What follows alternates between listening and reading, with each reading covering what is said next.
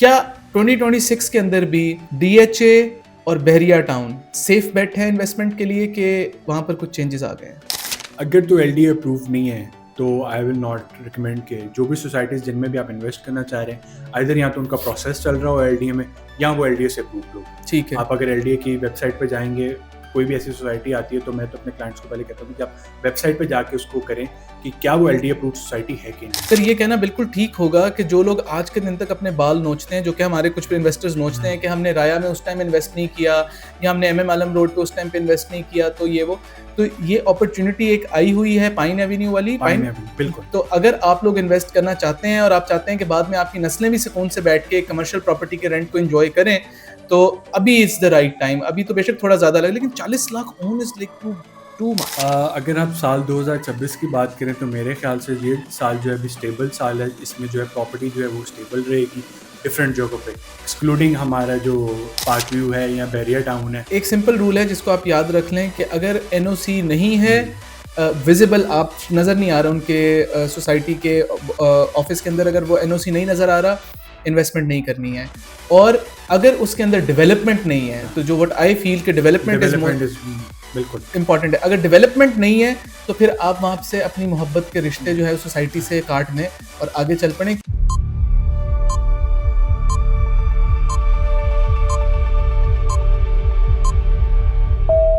अस्सलाम वालेकुम ख़वातीनो हज़रात। सवाल ये है कि एक और सीज़न और उसके पहले एपिसोड के साथ मैं डॉक्टर उमर ख़ान आपकी खिदमत में हाज़िर हूँ। पहले सीज़न को बेपनाह मोहब्बत और एप्रिसिएशन देने का बहुत बहुत शुक्रिया। मैं ये बात बहुत अच्छे से जानता हूँ कि हमारा जो टॉपिक है या जो हमारा जो चैनल है, एक बड़ा नीश किस्म का एक सिचुएशन है जहाँ पर एक ख़ास किस्म की ऑडियंस के हम जो है वो अटेंशन स्पैम को ग्रैब करते हैं या उनका इंटरेस्ट लेते हैं। और मैं इस बात में बहुत खुश हूँ कि आप लोगों ने हमें बेपनाह प्यार दिया और हमारा वो सीज़न एक अच्छा सक्सेस किया। इसलिए हमने डिसाइड किया कि हम दूसरे सीज़न की तरफ लेके आएँगे। अगेन हम रहेंगे प्रॉपर्टी के साथ ही majorly, however we will try to incorporate कुछ फन एलिमेंट्स भी। आपको कुछ हमारे पॉडकास्ट ऐसे भी मिलेंगे जो कि हालात हाज़िरा के ऊपर होंगे, लेकिन हम कोशिश करेंगे कि उनकी टांग घसीट के हम प्रॉपर्टी या रियल एस्टेट में उसको ले आए। वरना हाउस मास्टर्स जो कि हमारे फॉरएवर स्पॉन्सर्स हैं, नाराज़ हो जाएंगे और हम नहीं चाहते कि हाउस मास्टर्स हमारे से नाराज़ हो जाए। आज का प्रोग्राम हम शुरू करते हैं और हमेशा की तरह हमारे बहुत प्यारे, हमारे आप सबके फेवरेट, जिनको आप वेट करते हैं और जिनको आप मुझसे ज़्यादा कमेंट उनके ऊपर करते हैं, तो लेट्स टॉक अबाउट ताबिश मुजाहिद साहब। ताबिश साहब, अस्सलाम वालेकुम, क्या हाल चाल है? सलाम, कैसे हैं आप? मैं बिल्कुल ठीक हूँ। कैसा लगा आपको इतना लंबा ब्रेक? हम शायद 1 डेढ़ महीने के बाद वापस आ रहे हैं, तो कैसा लगा आपको? नहीं जी, सीजन 2 की तैयारी चल रही थी और धूमधाम और धड़ल्ले से ही आना था हमने। जबरदस्त। Thank you very much sir. आपके बगैर तो ये पॉडकास्ट अब मेरा ख्याल है कि इम्पॉसिबल सी है। ये ऑडियंस की नवाजिश है जी।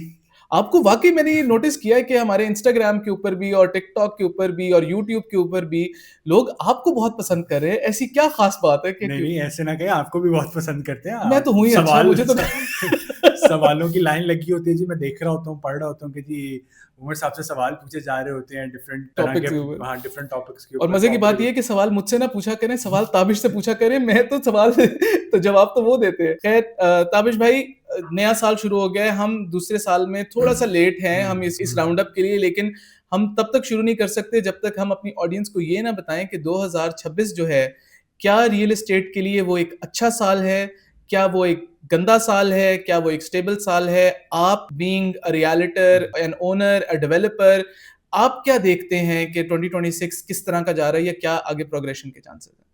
अगर आप साल 2026 की बात करें तो मेरे ख्याल से ये साल जो है अभी स्टेबल साल है। इसमें जो है प्रॉपर्टी जो है वो स्टेबल रहेगी डिफरेंट जगहों पे, एक्सक्लूडिंग हमारा जो पार्क व्यू है या बैरिया टाउन है तो उसमें जो है ये एक्सक्लूड रहेगा। उसके अलावा स्टेबल साल है, ओवरसीज का कॉन्फिडेंस बढ़ रहा है और गवर्नमेंट ने जो बजट निकाला था, फाइनेंस बिल निकाला था, उसमें डिफरेंट पॉलिसीज लेके आए थे जिसमें इन्होंने शॉर्ट टर्म फ्लिपिंग को ज़रा रोका है। कैपिटल गेन टैक्स पे जो है उन्होंने, जो आप जल्दी फ्लिप करते हैं, ये 1 या 2 साल में अपनी प्रॉपर्टी फ्लिप करते हैं, उन पे कैपिटल गेन टैक्स ज़्यादा है। वैसे अगर आप अपना रेजिडेंस 15 साल होल्ड करके बेचना चाह रहे हैं तो उस पे भी होल्डिंग टैक्स बिल्कुल एग्जम्प्ट कर दिया हुआ है हमने। अच्छा, उसके अलावा आपको याद होगा, हमने एक हाउस मास्टर ने एक चीज़ परचेज की थी तो हमें फरवरी में हमने परचेज किया तो हमें काफ़ी ज़्यादा फेडरल एक्साइज ड्यूटी डली थी। वो भी इस बिल में, अब गवर्नमेंट में जो अभी बजट निकाला था, फेडरल एक्साइज ड्यूटी जो है वो भी खत्म कर दी हुई है। अच्छा। इसके अलावा आपको पता है नॉन फाइलर्स के पीछे तो वैसे गवर्नमेंट बड़ा पड़ा हुआ है। पढ़ना भी चाहिए, मैं पढ़ना कहता भी हूँ चाहिए, कि जो हम हाँ। कहते हैं कि पढ़ना चाहिए, क्योंकि नॉन फाइलर्स को फाइलर्स वाले चीज़ में लेके आना चाहिए। तो नॉन फाइलर्स के लिए काफ़ी इन्होंने डिफरेंट किए हुए कि ज़्यादा वो प्रॉपर्टी इतने वैल्यू से ऊपर प्रॉपर्टी परचेज नहीं कर सकते, कैश में ट्रांजैक्शंस नहीं हो सकती। एफबीआर जो है वो काफ़ी तेज़ पड़ा हुआ है। हाउस मास्टर अपने इन्वेस्टर्स को जब घर लेके देता है, अभी हमने अपने इन्वेस्टर्स को घर लेके दिया, कैश में ट्रांजैक्शंस अलाउड नहीं थी। वेरी उसके गुड। अलावा जब आप रिटर्न जमा करा रहे होते हैं, उसमें आपने सारा अपनी प्रॉपर्टीज़ को वैल्यू को शो करना होता है। लेक सिटी में जो क्लाइंट्स हमारे बाय करते हैं, लेक सिटी वाले जो पूरा वो आपकी रिटर्न का रिकॉर्ड रखते हैं, अच्छा। पूरे रिटर्न लेते हैं, हालांकि वो किसी और सोसाइटी में नहीं होता, लेकिन लेक सिटी पूरा आपके रिटर्न का रिकॉर्ड रखती है, एफबीआर से आपका रिटर्न मैच करती है। तो इस सोसाइटीज़ में भी ट्रांसपेरेंसी आ रही है, अकाउंटेबिलिटी आ रही है, जिससे इन्वेस्टर्स जो हैं उस तरह की सोसाइटीज़ में इन्वेस्ट करना चाहते इसका मतलब ये है, जब हमने बात की है शॉर्ट टर्म फ्लिपिंग को हैं। उन्होंने डिस्करेज किया है डिस्करेज बिल्कुल, और किया ये आज से नहीं काफ़ी अरसे से काफ़ी चल अरसे रहा से, है। बिल्कुल डेफिनिटली वो ये चाहते हैं कि प्रॉपर्टी की जो आर्टिफिशियल इन्फ्लेशन है उसको रोक दिया जाए, उसको क्योंकि रुकते हैं। इन्वेस्टर जो है वो हाँ। ऑब्वियसली अगर उसने एक 50,000 की या 50 लाख की एक प्रॉपर्टी खरीदी है, जब वो उसको फ्लिप करने जा रहा होगा तो 55 पे ले जाएगा, 60 पे ले हम्म, जाएगा, डिपेंड ऑन कि ग्राहक कितने आ रहे हैं, हम्म, ये कितने डेस्परेटली आ रहे हैं।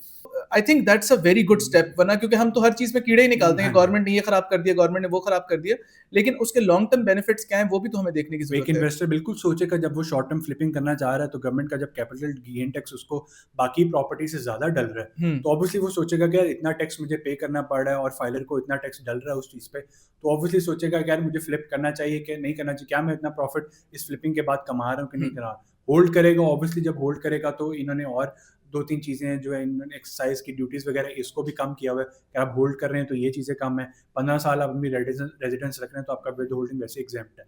तो इस तरह की चीज़ें इसलिए लेके आए हैं इस फाइनेंस बिल में, ताकि जो फ्लिपिंग कम हो और स्टेबल रहे, मार्केट थोड़ी मार्केट स्टेबल हो, मार्केट में थोड़ा बूम आए। अब ये सुनने में आ रहा है कि एक और नई पॉलिसी इस बजट में लेके आ रहे हैं रियल एस्टेट के लिए, कंस्ट्रक्शन के लिए, इसमें एक थोड़ी सी एमनेस्टी स्कीम या तो प्रोवाइड कर रहे होंगे, या अच्छा। जो कंस्ट्रक्शन की जो मटेरियल है उसकी कॉस्ट थोड़ी स्टेबल कर रहे हैं। अभी पिछले दिनों आपने देखा होगा, एकदम सैलाब और बारिशों के बाद जो ईंट है वो एकदम 25 रुपये चली गई। हम्म। तो सब इन्वेस्टर्स जिन्होंने हमारे भी जो इन्वेस्टर्स हैं जिनके साथ हमने ऑब्वियसली वो डॉक्यूमेंटेशन की होती है, एग्रीमेंट किए होते हैं कि यार हम इस रेट पे आपसे मटेरियल का जो ठेका कर रहे होते हैं, उसमें हमें भी सोचना पड़ा कि यार हमने अपने क्लाइंट्स के साथ अब किस तरह बात करनी है। सही। कुछ क्लाइंट्स को फिर हमने कन्वे किया कि जी हम जिस रेट पे ले रहे थे वो 17-18 पे हम अव्वल ले रहे थे, दैट इज़ नाउ 25, तो उसकी हम्म। ऑब्वियसली कॉस्ट बहुत ज़्यादा बढ़ जाती है। ऑब्वियसली, ऑब्वियसली एब्सोल्युटली, जेब तो से तो देने के लिए जेब से तो हम दे ही नहीं सकते, ऑब्वियसली फिर हम अपने क्लाइंट्स के साथ बैठते हैं, उनको मार्केट का बताते हैं कि जी ये मार्केट में चल रहा है, सीमेंट बढ़ गया, एकदम ईंट बढ़ गई। लेकिन अब वो ऐसा-ऐसा गवर्नमेंट ने फिर इन पे ज़ोर डाला, जो डिस्ट्रीब्यूटर्स होते हैं, जो ब्लैक में सारी चीज़ें कर रहे होते हैं,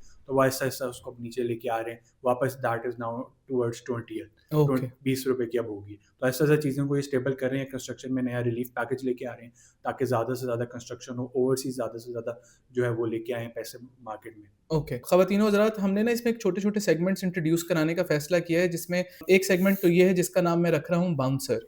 तो बाउंसर सेशन में होगा ये बेसिकली कि जैसे कि आप सबको भी पता होगा, आप अक्लमंद हैं, हमारे सवाल या हमारे जवाब जो हैं कुछ हद तक रिहर्स्ड होते हैं, लेकिन हम लोग स्क्रिप्ट नहीं पढ़ते हैं। लेकिन मैं ड्यूरिंग दिस सेशन कुछ बाउंसर्स फेंकूँगा जो कि मैंने अपने लिए सिर्फ़ स्टोर करके रखे हुए हैं, और ताबिश को उनके जवाब सोचने का भी मैंने मौका नहीं दिया, ताकि अब हम उनसे अच्छा ओपिनियन ले सकें।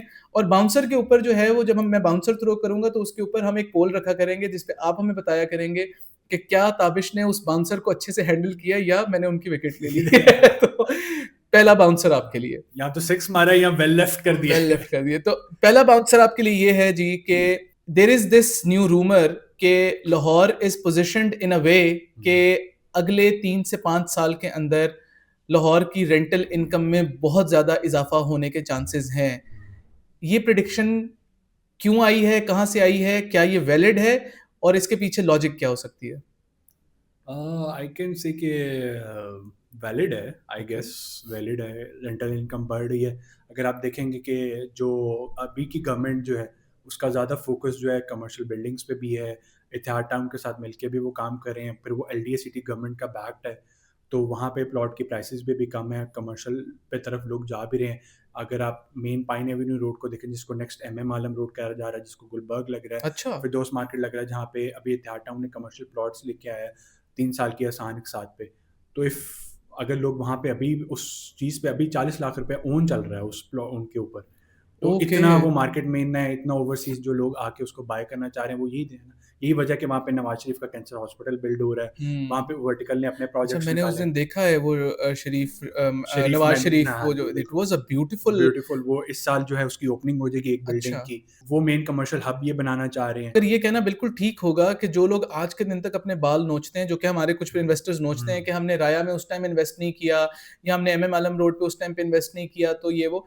तो ये अपॉर्च्युनिटी एक आई हुई है पाइन एवेन्यू वाली, पाइन पाइन। एवेन्यू बिल्कुल। तो अगर आप लोग इन्वेस्ट करना चाहते हैं और आप चाहते हैं कि बाद में आपकी नस्लें भी सुकून से बैठ के कमर्शियल प्रॉपर्टी के रेंट को एन्जॉय करें, तो अभी इज़ द राइट टाइम। अभी तो बेशक थोड़ा ज़्यादा लगे, लेकिन 40 lakh own is like too much. क्योंकि उसपे लोग इंटरेस्ट बहुत ले रहे हैं ना, वहाँ पे यूनियन टाउन जो है अपने टाउन हाउसेज़ लेके आ रहा है। अच्छा। लैंडमार्क के साथ लैंडमार्क जो जिन्होंने यहाँ पे लैंडमार्क के प्रोजेक्ट्स हैं, ग्रैंड ओसिस वगैरह जो हैं, ये अंदर की बात मैं बता रहा हूँ, ये भी हुँ, बाहर मार्केट हुँ। में नहीं आए। वो वहाँ पे टाउन हाउसेज़ लेके आ रहे हैं, फिर मेन पाइन एवेन्यू रोड को नेक्स्ट एमएम आलम रोड कहा जा रहा है। नॉट ओनली कमर्शियल, जो वहाँ पे रेजिडेंशियल लोग भी ले रहे होंगे, वो भी सुकून से जिन्होंने लेक सिटी में भी बाइंग की है। क्योंकि अब आप देखेंगे कि लोगों की ज़्यादातर तवज्जो मेन रिंग रोड के आस-पास है, चाहे वो हुँ। लाहौर में हो, चाहे वो रावलपिंडी रिंग रोड हो या लाहौर के रिंग रोड हो। लोग रिंग रोड के आस-पास जो है ज़्यादातर बाइंग करना चाह रहे हैं। उनको पता है कि रिंग रोड के आस-पास जितना लेंगे उतना ही वो उनको फ्यूचर में फ्यूचर में अच्छा बेनिफिशियल। आरओआई देके जाएगा, हुँ। चाहे वो कमर्शियल हो, चाहे लेकिन रेजिडेंशियल हो। पहले तो ये कहते होते थे कि जिस प्रॉपर्टी के सामने से ब्रिज गुज़र जाए या रिंग रोड गुज़र जाए, उसका बेड़ा गर्क हो जाता है, तो अब उसके आस-पास लेने का क्या फ़ायदा है? ज़्यादातर मेरा ख़्याल है वहाँ लेना चाहिए जहाँ से वो एग्ज़िट रिंग रोड का निकल रहा है, तो वहाँ पर उसके जहाँ से आपकी मेन रोड गुज़र रही है रिंग रोड, वहाँ पे एग्ज़िट पॉइंट तो हर सोसाइटी के बाहर ही है, हाँ ठीक है जी, ना? ऐसे ही है। और रिंग रोड जो आपके पूरे लाहौर को एक तरह आपको कनेक्ट करिए। कनेक्ट कर रही है ना। यहाँ से आपने पाइन एवेन्यू से एयरपोर्ट जाना हो तो आपको सिर्फ 15 से 20 मिनट की ज़रूरत करेक्ट। है। यहाँ से आपने किसी भी सोसाइटी जाना हो, अस्करी जाना हो, डिफेंस जाना हो, you only need 15 to 20 minutes. तो एब्सोल्युटली। बेसिकली इस वजह से रिंग रोड के आस-पास जितनी सोसाइटीज़ हैं, दे आर बूमिंग। गवर्नमेंट अपने भी कुछ प्रोजेक्ट्स वहाँ पे लेके आ रही है इस वजह से। ओके। मेरा अगला सवाल आपसे ये है कि जो कि बड़ा कॉमन सवाल है और जो मेरा ख़्याल है कि सब पूछना चाहते होंगे, क्या 2026 के अंदर भी डीएचए और बहरिया टाउन सेफ बेट है इन्वेस्टमेंट के लिए कि वहाँ पर कुछ चेंजेस आ गए हैं? देखिए डीएचए में अगर मैं उसको कंपेयर करूँ 2025 से या 2024 से, इस साल में मुझे उनके ऑफिसेज़ में ज़्यादा रश लग रहा है। अच्छा। Comparing to Bahria town obviously, क्योंकि मालिक रियाज साहब का जो केस चल रहा है और उस वजह से चल रहा है, बल्कि हम इस पे एक और पॉडकास्ट में हमने शायद ज़िक्र भी करेंगे कि क्या फ्यूचर है उस बैरियर टाउन का। ये इन्होंने हिंट छोड़ दिया असल में, बेसिकली इसके बाद हम लोग सोच रहे थे कि नेक्स्ट पॉडकास्ट का टॉपिक ये होगा। तो अब ताबिश ब्लूपर दे दी है, हाँ, तो आप हाँ। अगला एपिसोड जो है उसके लिए रहें कि अगर आप इंटरेस्टेड हैं कि बहरिया टाउन का फ्यूचर क्या है और क्या बहरिया टाउन में जो लोग पैसे फँसा बैठे हैं या फँसाना चाहते हैं, वो करें कि ना करें, तो वो फिर अगले एपिसोड में क्योंकि आप इट्स अ लॉन्ग डिस्कशन कि बैरियर टाउन का क्या फ्यूचर है, किस तरह होगा, वहाँ पे अभी काम हो रहा है कि नहीं हो रहा। लेकिन डीएचए में ऑब्वियसली गेटेड सोसाइटी है, सिक्योर सोसाइटी है, तो वहाँ पे तो लोग इन्वेस्ट कर रहे हैं। डीएचए फेज़ 6 में, फेज़ 7 में, फेज़ 8 में, आईवी ग्रीन में अच्छा आरओआई अगर आपने लेना है, तो अभी डीएचए फेज़ 9 प्रिज़्म के तो मैं सबको कहता हूँ कि लोएस्ट पीक पे रेट्स हैं। आज की इन्वेस्टमेंट अच्छा, आपको लोएस्ट पीक पे। लोएस्ट पीक पे है। अभी आप अगर फेज़ 9 प्रिज़्म में इन्वेस्ट करें किनाल में या 10 मरले में, तो आपको वो 2 सालों में, 3 सालों में जब वहाँ पे कंस्ट्रक्शन हो जाएगी, आहिस्ता-आहिस्ता जहाँ पे उनके पोज़ेशन वाले ब्लॉक्स हैं, वहाँ पे कंस्ट्रक्शन शुरू भी होगी। तो म रेट क्या है वहाँ पे? अगर आप 1 कनाल देखना चाहेंगे, तो 1 कनाल जो है वो 160 से 170 से शुरू होके ओके। 3 तक भी जाता है। जो इनका अच्छा। क्यू ब्लॉक है मेन, जहाँ पे जियोआर के अपार्टमेंट्स हैं, अस्करी के अपार्टमेंट्स हैं, वहाँ पे 3 तक भी जा रहा है। एच और एफ जो रिंग रोड के बिल्कुल साथ है, वहाँ पे अच्छे जो स्टैंडर्ड प्लॉट्स हैं, वो आपको ढाई में अच्छे मिल जाते हैं। अब आप फेज़ 7 का अगर आज का रेट देखें, तो वो 4.5-5 जो अच्छे प्लॉट्स हैं, जो हुँ। बिल्डर लोकेशन वाले प्लॉट्स हैं, स्टैंडर्ड बाउंड्री के पीछे तो आपको 3.5 में मिल जाएंगे। तो यही चीज़ जब वहाँ पे कंस्ट्रक्शन हो जाएगी, 2 साल में वहाँ पे घर बन जाएंगे, तो वो 2 सालों में आपको 2 एक करोड़ अच्छा जंप एक अच्छा मिलेगा। जंप, आपको अच्छा आरओआई मिलेगा। हुँ। मैं तो अपने तमाम इन्वेस्टर्स, अपने क्लाइंट्स को कहता हूँ कि अब अगर आपने अभी इन्वेस्टमेंट करनी है डीएचए में, तो गोइंग टू फेज़ 7 और phase 8 you can go two phase 9 prism, अगर आपने अच्छा आरओआई एन्जॉय करना है। आपने एक ख़ास चीज़ नोटिस की होगी ड्यूरिंग आवर दिस कन्वर्सेशन कि ताबिश अपने हाथ की मूवमेंट का ज़्यादा इस्तेमाल कर रहे हैं।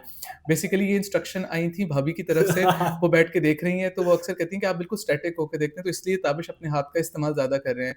लेकिन भाभी आप ये भी नोटिस कर लें कि वो सिर्फ़ एक हाथ का इस्तेमाल कर रहे हैं, दूसरे का नहीं कर दूसरा रहे। कैमरे में नज़र नहीं आ रहा। आप फिर भी हिलाई अच्छा।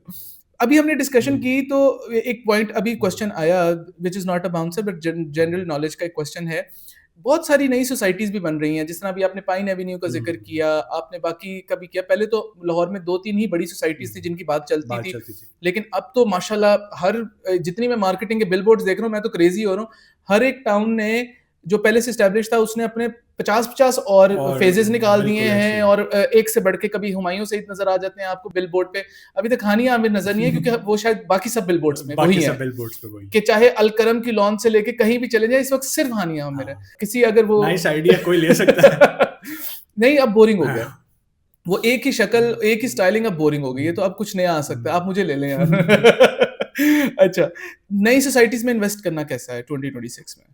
अगर तो एलडीए अप्रूव नहीं है तो आई विल नॉट रिकमेंड के जो भी सोसाइटीज जिनमें भी आप इन्वेस्ट करना चाह रहे हैं, आइदर या तो उनका प्रोसेस चल रहा हो एलडीए में, या वो एलडीए से अप्रूव्ड होगी। ठीक है। आप अगर एलडीए की वेबसाइट पे जाएंगे, कोई भी ऐसी सोसाइटी आती है, तो मैं तो अपने क्लाइंट्स को पहले कहता हूँ कि आप वेबसाइट पे जाके उसको करें कि क्या वो एलडीए अप्रूव्ड सोसाइटी है कि अच्छा, मैंने बहुत सारी सोसाइटीज को ये 2 नंबरी करते हुए देखा है कि वो एलडीए अप्रूव्ड नहीं है, उनका रजिस्ट्रेशन का प्रोसेस चल रहा है, लेकिन उन्होंने हमेशा लिख के लगाया होता है एलडीए अप्रूव्ड, और बीच बीच एस्टेरिस्क डाल के तो कुछ हल्का सा डाल दिया होता है, कुछ ने लॉजिकली कुछ नहीं डाला होता।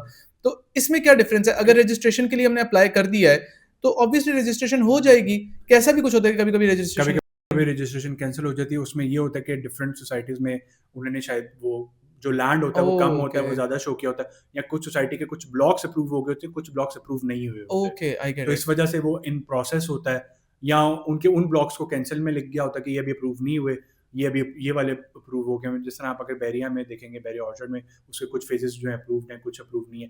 ख्याबान मीन में हमारे अक्सर क्लाइंट्स जो बाइंग कर रहे हैं, उसके कुछ जो है रिंग रोड के साथ लगने वो अप्रूव्ड है, कुछ इन प्रोसेस है, कुछ अभी अप्रूव नहीं हुआ, उसका प्रोसेस अभी चला नहीं। तो जिन भी ब्लॉक्स में आप बाइंग करना चाह रहे हैं, आइदर आप देखें कि क्या वो अप्रूव्ड है एलडीए से, या वो अप्रूव नहीं, यहाँ वहाँ पे इंतकाल रजिस्ट्री है कि नहीं हो। सही। उन सोसाइटीज की इंतकाल रजिस्ट्री अगर है तो वहाँ पे बाइंग करें। एक सिंपल रूल है जिसको आप याद रख लें कि अगर एनओसी नहीं है, विजिबल आप नजर नहीं आ रहा उनके सोसाइटी के ऑफिस के अंदर, अगर वो एनओसी नहीं नजर आ रहा, इन्वेस्टमेंट नहीं करनी है। और अगर उसके अंदर डेवलपमेंट नहीं है, तो जो व्हाट आई फील कि डेवलपमेंट इज बिल्कुल इंपॉर्टेंट है। अगर डेवलपमेंट नहीं है तो फिर आप वहां से अपनी मोहब्बत के रिश्ते जो है सोसाइटी से काट दें और आगे चल पड़े, क्योंकि अच्छा, एक और जो बहुत इंपॉर्टेंट चीज है, मेंटेनेंस का क्या स्टेटस है? क्योंकि सोसाइटीज तो बना देते हैं, फिर मेंटेनेंस का कोई, गवर्नेंस का कोई नहीं होता। वो सड़कें कुछ सालों के बाद टूट जाती हैं, दरख्तों की बुशेस बन जाते हैं, ये हो जाता है, वो हो जाता है। तो मेंटेनेंस अगर सोसाइटी ऑफर नहीं कर रही है या बहुत चीप ऑफर कर रही है, तो दैट्स अ रेड फ्लैग। तो इसको भी आप जो है वो कंसिडर करके चलें। काफी सोसाइटीज ऐसी होती हैं जिन्होंने सोसाइटीज के लैंड बेच दिए होते हैं, ओनर्स जो है वो निकल गए होते हैं, बाहर बैठ गए होते हैं जाके। वो सोसाइटीज में जो भी है वो लैंड ले रहा है किसी और से, क्लाइंट से बाई कर रहा है, तो जी मेंटेनेंस भी आपको खुद करानी है, सड़कें भी खुद बनाए हैं। ये अक्सर फार्म हाउस वाली सोसाइटीज होती हैं जो बेच के फार्म हाउसेज बाहर चले गए होते हैं। I will not name any society, लेकिन उनमें यही होता है कि सड़कें जब जाती हैं, मैं अपने क्लाइंट को लेके गया था पिछले दिनों, सड़कें टूटी हुई थी, वहाँ पे कुछ भी नहीं था। पूछा गया जिनकी वो सोसाइटी थी, उन्होंने कहा कि जब आपने लेना है तो आपके क्लाइंट ने लेना, तो सड़क भी आगे से फिर खुद ही ठीक कर लेना, हम तो बेच के निकल गए हैं सोसाइटी। ओह, दैट्स ये क्रेजी। लाहौर में भी अभी कुछ सोसाइटीज ऐसी हैं जो जहाँ पे ये हो रहा है। इस टॉपिक से मुझे याद है, अभी याद है कि वो है एक टॉपिक हमें उसके ऊपर डिस्कशन ज़रूर करनी है, जहाँ पर ये जो नया ट्रेंड फार्म हाउस का चल रहा है, हम उस पे भी डिस्कशन करें, क्योंकि मुझे ये लग रहा है कि फार्म हाउस का कॉन्सेप्ट फौत हो गया है। सिर्फ लोग बड़ा घर को फार्म हाउस कह के पार्टी हाउस बना के छोड़े हैं। तो I think we need to have a discussion on what is the idea and why people are investing and who should invest in farm house और नॉट, और वो क्या हम उसको लिव अप कर भी रहे हैं उस कॉन्सेप्ट को, कि सिर्फ लोग एक बड़े घर में, आलीशान घर में रहना चाहते हैं ये कह के कि फार्म हाउस है। I think that's a wonderful informative session कि 2026 is the year of stability, जहां पर आपको अभी स्टेबिलिटी नजर आ रही है। और प्रॉपर्टी पे आप हमेशा याद रखें कि डिप्स रहते हैं, उसके बाद एक स्टेबल जोन आता है, और स्टेबल जोन के बाद एक बड़ा बूम आता है। तो हम एक स्टेबल जोन में चल रहे हैं, बड़ा बूम इज एंटिसिपेटेड। आप ये देखें कि नई सोसाइटीज कितनी ज्यादा बन रही हैं, कितने ज्यादा लोग जो हैं वो सोसाइटीज काट रहे हैं, उनको बना रहे हैं। तो किसी ना किसी ने तो खरीदनी है, और उन्होंने ऑलरेडी मार्केट रिसर्च तो की होगी। एक दिन बैठे बैठे ख्याल थोड़ी आया होगा कि सोसाइटी बना लेते हैं, तो मार्केट रिसर्च की है। और खास तौर पे जब मेट्रोपॉलिटन सिटीज जो होती हैं, जिस तरह के लाहौर है, कराची है, जो बड़ी सिटीज हैं, इनके अंदर लिविंग का हमेशा ही फुकदान रहता है। पिछले कुछ सालों में हाई राइज बिल्डिंग का इतना ट्रेंड लाहौर में शुरू हो गया है। लिविंग का इस्लामाबाद, पिंडी, कराची, लाहौर में बहुत ट्रेंड शुरू हो गया, क्योंकि हाउसेज अवेलेबल नहीं है, अवेलेबल नहीं है। मतलब 20 मिलियन में कहीं पढ़ा था कि 20 मिलियन शॉर्टेज है लाहौर और पिंडी में हाउसेज की, तो लोग इसलिए वर्टिकल या अपार्टमेंट लिविंग की तरफ फोकस कर रहे हैं। जबरदस्त। आई थिंक कि जो इंटेलिजेंट इन्वेस्टर्स हैं, 2026 आपका साल है कि आप उसके अंदर इन्वेस्टमेंट करना शुरू कर दें, क्योंकि किसी भी दिन बूम आएगा और फिर आप जब उस चढ़ी हुई वेव को राइड करने की कोशिश करेंगे तो आपको प्रॉफिट कम होंगे। तो अभी कर लें, बेहतरी है। Thank you very much Tabish for your thank time. You. और अब हम आई होप कि हम आपसे ज़्यादा फ्रीक्वेंटली मिलते रहेंगे और ये जो इंशाल्लाह, अगले हमारे सीज़न 2 के 20 एपिसोड्स हैं, ये हम ज़्यादा अच्छे से डिलीवर कर पाएँगे। इंशाल्लाह, इंशाल्लाह। Thank you very much and तक बने रहने के लिए। हमें सब्सक्राइब करें, लाइक करें, शेयर करें और अगर आपको कुछ समझ नहीं आया या आप चाहते हैं कि हम उससे इन डेप्थ में बात करें, तो कमेंट्स में ज़रूर बताइए। आपकी अटेंशन का बहुत शुक्रिया। फिर से एक बार हमें बहुत सारा प्यार देने का बहुत शुक्रिया। अगले एपिसोड में हाज़िर होंगे। अल्लाह हाफ़िज़।